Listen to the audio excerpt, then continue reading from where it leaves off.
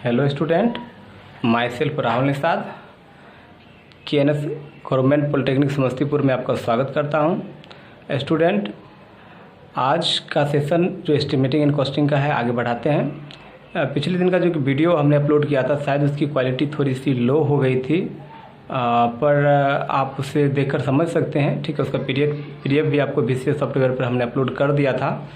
ठीक है, कुछ स्टूडेंटों को प्रॉब्लम होती है VCS सॉफ्टवेयर पर डाउनलोड करने का, तो वो आप हमसे व्हाट्सएप पर आप ले सकते हैं। ठीक है, तो चलिए स्टूडेंट आगे बढ़ाते हैं। अभी जो आपको हम बता रहे हैं वो बता रहे हैं डिटेल एस्टिमेट, यानी यूनिट 2 का। मतलब हमने जो पिछला लेक्चर आपका बनाया था वो थोड़ा लॉन्ग था। ठीक है, इन व्यू मतलब इस बात से हम कह रहे हैं कि आपको उसमें शायद दो क्लास की बातें एक ही क्लास में आपको हमने बता दिया। ठीक है, तो इसके कारण आपका ये हो सकता है कि इस चैप्टर में आपका वीडियो की संख्या थोड़ा कम हो जाए। तो घबराने की बात नहीं है, आप ये नहीं सोचिएगा कि सर यहाँ पर वीडियो आपने कुछ कम कर रखा है। बट एक जो है, जैसे कि कोई वीडियो आपका लॉन्ग हो जाता है तो कोई वीडियो आपका शॉर्ट भी हो जाता है। ठीक है, इसी कारण ऐसा हुआ। स्टूडेंट आगे बढ़ते हैं और आज का जो है वो टॉपिक में आगे बढ़ते हैं, आगे स्टार्ट करते हैं। तो चलिए स्टूडेंट, देखिए पिछले दिन अगर आपको हम लास्ट में डाटा क्या था वो बताकर आपको छोड़ दिए थे। ठीक है, डाटा के बारे में आपको बताए थे डिटेल से। ठीक है, उसके बाद आप आगे बढ़ते हैं। ठीक है, आगे आपका है कि डाटा फॉर डिटेल एस्टिमेट। तो डाटा जब डिटेल एस्टिमेट करते हैं तो क्या क्या डाटा लगती है। ठीक है, तो कहते हैं fixing of rate per unit of an item. तो ये चलो फिक्सिंग रेट का एक लाइन इसमें आ गया। ठीक है, क्या क्या डाटा लगती है तो देखिए, quantity of material and cost, ये आपको ज़रूरत होता है। ठीक है, कॉस्ट ऑफ लेबर, ये भी ज़रूरत होता है। कॉस्ट ऑफ इक्विपमेंट, ये भी ज़रूरत होता है। और ओवर हेडेड चार्ज, ठीक, ये भी ज़रूरत होता है। ये सब वो डाटा है जो आपको डिटेल एस्टिमेट में लगते हैं। डिटेल एस्टिमेट क्या है आपको पहले बता चुके। ठीक है, तो quantity of material and cost क्या कहना चाहता है इसके अंतर्गत? इसमें अंतर्गत कहना ये चाहते हैं कि the requirement of material is taken strictly in the accordance with the standard data book. जो आप मटेरियल लेते हैं वो उसका जो आपका रेट होता है वो आप कहाँ से लिखते हैं? स्टैंडर्ड डाटा बुक से उसका जो मतलब होता है वो वैल्यू आप निकाल लेते हैं। ठीक है, the cost of these include the first cost, freight and influence and transportation charge ETC। जो ये जो कॉस्ट होती है, ठीक है, आप मटेरियल को लाते हो, ठीक है, उसके बाद उसको लाने का काम यानी कि ढोने का काम, इंश्योरेंस का काम या फिर ट्रांसपोर्टेशन चार्ज, ये सब जो चार्ज होता है वो इन्वॉल्व होता है quantity of material and cost में। ठीक है, cost of labour, the exact number of labour required for the unit work. एक वर्क है, मान लो एक रूम बनाने के लिए जितना अगर हमें 10 लेबर की जरूरत पड़ती है, ठीक है, तो 10 रूम बनाने के लिए 10 × 10 यानी 100 लेबर की जरूरत पड़ेगी। तो आप 10 यानी कि 100 लेबर जान गए। ठीक है, और एक लेबर का कितना एग्जैक्ट आपको पैसे देने हैं वो जान लीजिए। ठीक है, पर डे के हिसाब से। ठीक है, तो उनको आप गुणा कर दोगे तो आपको कॉस्ट ऑफ लेबर निकल जाएगा। ठीक है, unit work and the multiply by the wage और day to get the labour for the unit item work. ठीक है, कॉस्ट ऑफ इक्विपमेंट की कॉस्ट भी जरूरत पड़ती है। ठीक है, कि some work need special type of equipment, कुछ ऐसे भी काम होते हैं जिसमें कुछ स्पेशल टाइप ऑफ इक्विपमेंट की जरूरत पड़ती है। टूल्स एंड प्लांट, जो कुछ प्लांट या टूल्स होती है वहाँ पर जो आप लगाए जाते हैं। ठीक है, in such a case the amount of 1 to 2% estimated cost is provided. तो इन टूल्स को जो खरीदने के लिए जो कॉस्ट होता है, जो एस्टिमेट का जो मेरा पूरा रहता है, उनमें से 1 से 2% हम क्या करते हैं? इंक्रीज कर देते हैं। क्यों इंक्रीज कर देते हैं? तो ये कॉस्ट, ये सब इंस्ट्रूमेंट खरीदने के लिए। ठीक है, over headed charge to meet the expensive of office rent. ठीक है, description of equipment, salaries of staff, ठीक है, स्टाफ पोस्टेज। ठीक है, lighting and amount 4% estimate record, जो लाइटिंग होता है या स्टाफ का जो पोस्टिंग करते हैं। ठीक है, या डिस्क्रिप्शन ऑफ इक्विपमेंट का जो रख रखाव या इस तरह का जो खर्च होती है उनके लिए आप क्या करते हो? जो ऑफिस रेंट होती है, जो आप ऑफिस बना लेते हो, इनमें आप 4% क्या करते हो? इनके लिए आप 4% आप क्या करते हो? इंक्रीज करते हो। तो ये सब कुछ डाटा है जो रिक्वायरमेंट होती है डिटेल एस्टिमेट के लिए। ठीक है, चलिए आगे बढ़ते हैं। A detailed estimate of the cost of project is provided by determining the quantity and the cost of everything that contractor is required to provide it।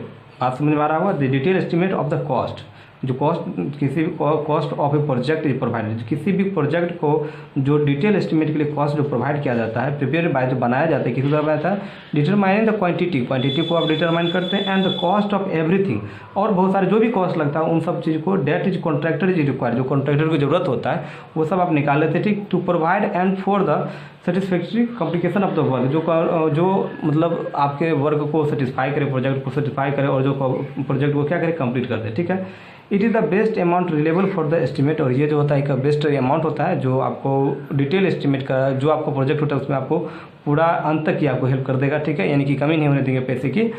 A detail estimate में be prepare in 2 veg. जो detail estimate होता है वो 2 method से आप ज्ञात कर सकते हैं, ठीक है। पहला है यूनिट क्वांटिटी मेथड और दूसरा है टोटल क्वांटिटी मेथड। तो चूंकि ये यूनिट क्वांटिटी मेथड और total quantity method according to आपके सिलेबस में भी ये चीज़ है, ठीक है, इसलिए इनको हमने इन्वॉल्व किया है, ठीक है। यूनिट क्वांटिटी मेथड क्या होता है, आप यूनिट क्वांटिटी मेथड जानते भी हैं, पहले से भी आपको हमने बताया है, ठीक है। क्या होता है, in the unit quantity method the work is divided into as many operation, ठीक है। यूनिट क्वांटिटी मेथड में क्या होता है, ठीक है, कि the unit quantity method the work is divided into as a many operations और आइटम्स आर रिक्वायर्ड, ठीक है। A unit measurement is decided, तब हम यूनिट मेजरमेंट को क्या करते हैं, डिसाइड करते हैं, ठीक है। उसके बाद हम लोग क्या करते हैं इसमें, देखिए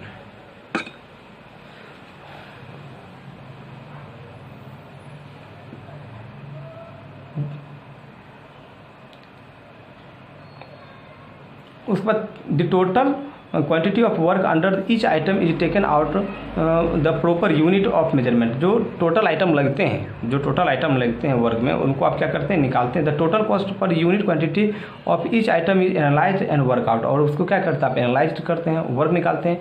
मतलब यूनिट कहने का मतलब ये हुआ कि जैसे ईंट मंगानी है आप, ठीक, ईंट में लगेगा तो उसकी एक अलग यूनिट होती है, जो कि सैंड मंगाते हैं उसकी एक अलग यूनिट होती है, तो सबका यूनिट अलग अलग कर देना, ठीक है। The cost per unit quantity of each item is analyse and work out, तब आप निकालते हैं, ठीक है। Then the total cost for the item is found by multiply the cost of per unit quantity by the number of unit. जितना number of unit होगा उसका एक यूनिट का जितना कॉस्ट होगा उसको क्या करेंगे, उससे मल्टीप्लाई कर देंगे। For example while estimating the cost of building work the quantity of brick work is in the building would be measure in cubic metre. जो आप ब्रिक वर्क काम करते हैं उनको आप क्यूबिक में आप निकालते हैं, ठीक, आप जानते भी होंगे 1 मीटर क्यूब में कितना ब्रिक्स लगता है, ठीक है।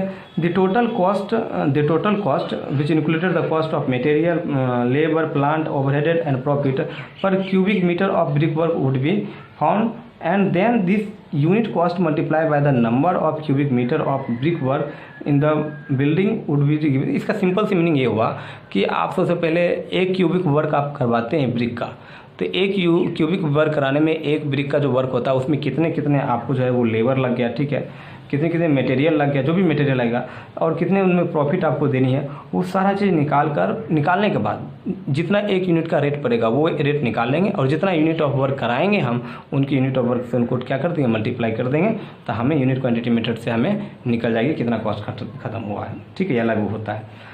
This method has the advantage that the unit cost of various jobs can be readily compared and that the total estimate can be easily to corrected for the variation in quantity। अगर आपका जो quantity है उसमें अगर आपका variation आ गया तो इन variation को इनमें आप आसानी तरीक़ा से कैलकुलेट कर सकते हो कि आपको पता चल जाएगा कि देखो मानो अगर 10 तरह की यूनिट लगा, ब्रिक वर्क के लिए लगा, ठीक है, या फिर स्टील बार के लिए लगा, लेबर के लिए लगा, ये लगा, सबका आप अलग अलग यूनिट करके गुणा करके आपने निकाला, पर आपका जो समेशन हुआ वो कुछ ईरर हो गया। तो इसका मतलब है कि सब ईरर थोड़ी ना हुआ होगा, कोई ना कोई 1 या 2 ईरर हुआ होगा, तो आप उनको आप इजीली तरीक़ा से फाइंड कर सकते हैं। किस मेथड में, यूनिट क्वांटिटी मेथड, ठीक है। तो टोटल क्वांटिटी मेथड क्या होता है, in the total quantity method an item of work is divided into the following 5 sub division. जो टोटल क्वांटिटी मेथड होता है उनमें 5 सब डिवीजन में हम क्या करते हैं, डिवाइड करते हैं, material, labour, plant, overhead and profit, ये सब में आप डिवाइड कर देते हो, किसको, टोटल क्वांटिटी मेथड के हिसाब से, ठीक है। The total quantity of each kind और क्लास ऑफ मटेरियल और labour are found to be multiplied with the divided unit cost, ठीक है। Similarly the cost of plant, overhead expensive and profit are determined. जितना आपको overhead यानी कि जो बढ़ानी है, ठीक है, उसके बाद जो आपका प्रॉफिट देनी है वो सब कॉस्ट को आप क्या करते हैं, निकाल लेते हैं, ठीक है। उसके बाद the cost of all 5 sub headed are submit up to give the estimate cost of the item work. और ये जो 5 कॉस्ट होता है ये आप निकाल लेते हैं और इसको जब आप सबको जोड़ देते हैं, ठीक है, तो वही आपका क्या निकल जाता है, जो उस आइटम ऑफ वर्क का होगा, ठीक है। For example the cost of brick work in a building would be determined as below. अगर आप बिल्डिंग का निकालना चाहते हैं, ठीक है, आप बिल्डिंग का निकालना चाहते हैं तो आप कैसे निकाल पाएंगे, ठीक है, तो आप कैसे निकाल पाएंगे, देखिए आप इस तरह निकाल सकते हैं, इस तरह का डाटा बनाएंगे तो आपको निकल जाएगा, किस तरह, यहाँ हम नंबर लिख दिए, ब्रिक लिख दिए, इसका कितना पैसा लगेगा, ठीक है।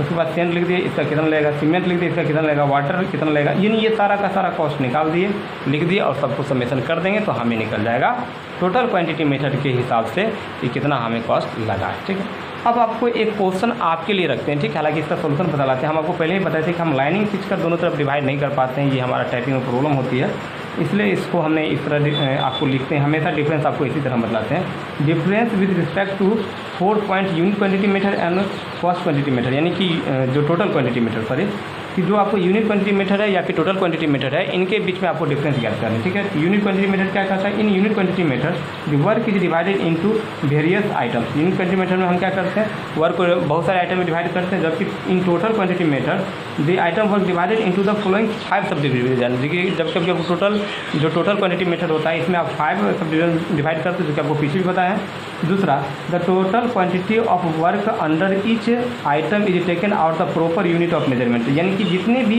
एक यूनिट के निकालना है तो उस यूनिट में कि उस यूनिट का प्रॉपर, यानी कि उस यूनिट का एक यूनिट का कितना मेजरमेंट होगा ये आपको निकालना होगा। The total quantity of work, जो वर्क का टोटल क्वांटिटी होगा अंडर ईच आइटम टेकन, मतलब प्रत्येक का अलग अलग निकाल कर तब आप जोड़ते हैं, तो ये काम कर लेते हैं। इसमें करते हैं यूनिट क्वांटिटी मेथड, यानी कि उसका एक यूनिट का निकाल कर डिवाइड कर देते हैं, फिर दूसरे वर्क का एक यूनिट का निकाल कर डिवाइड कर देते, मतलब मल्टीप्लाई करते हैं, फिर तीसरे का एक यूनिट निकाल कर जितना यूनिट होता है उससे मल्टीप्लाई करते हैं, तब निकालते हैं। इसमें क्या होता है, the total number of each kind और क्लास ऑफ मटेरियल लेबर और found and multiply the individual unit cost. इसमें क्या करते हैं कि जो प्रत्येक काइंड का जो वर्क होता है, जैसे कि class of material, labour are found and multiply by their individual unit cost, और जिनका यूनिट कॉस्ट होता है इससे क्या करते हैं, इनको मल्टीप्लाई कर देते हैं। तीसरा है the total cost per unit quantity of each item analyse and work, यानी कि इसको आप एनालाइज करते हैं एंड वर्क करते हैं, ठीक है। जबकि इसमें क्या करते हैं, similarly the cost plant overhead expansion and profit cost are determinant, जबकि आप इसमें प्रॉफिट को, एक्सपेंशन को, ठीक है, प्लांट कॉस्ट ऑफ प्लांट को, ये सब आप निकाल लेते हैं, ठीक है। The total cost of item is found multiply by the cost per unit quantity and, जो इसमें जितना नंबर होता है उस यूनिट को निकाल कर एक यूनिट का कितना कॉस्ट होता है उससे मल्टीप्लाई कर देते हैं, तो यूनिट क्वांटिटी मेथड से आपको कॉस्ट निकल देते हैं। जबकि इसमें द कॉस्ट ऑफ ऑल 5, जबकि ये जो 5 है इनको निकाल कर, इनको आपस में जो इतना यूनिट लगेगा उनको आप इनसे मल्टीप्लाई कर देंगे, तब जाके सब समेशन कर देंगे, जोड़ देंगे, तब जो निकलेगा वो आपको निकल जाएगा, ठीक है। तो ये आज का लेक्चर था। आई होप कि आपका जो सेकेंड यूनिट है उसका, सेकेंड यूनिट का बहुत सारे टर्म आपका खत्म हो चुका है। अब शायद एक वीडियो जारी करेंगे तो सेकेंड यूनिट आपका खत्म हो जाएगा, तब थर्ड यूनिट में हम लोग इन कर जाएंगे, ठीक है। Thank you for watching. आप लोग अच्छे से नोट्स बनाइए, अच्छे से पढ़िए इसको। हमने आपको बहुत सिंपल वे में आपको तोड़ चुके हैं, पहला यूनिट का, दूसरा यूनिट का, आगे का यूनिट हम आपको और भी अच्छे से बताएंगे। Thank you for watching this video.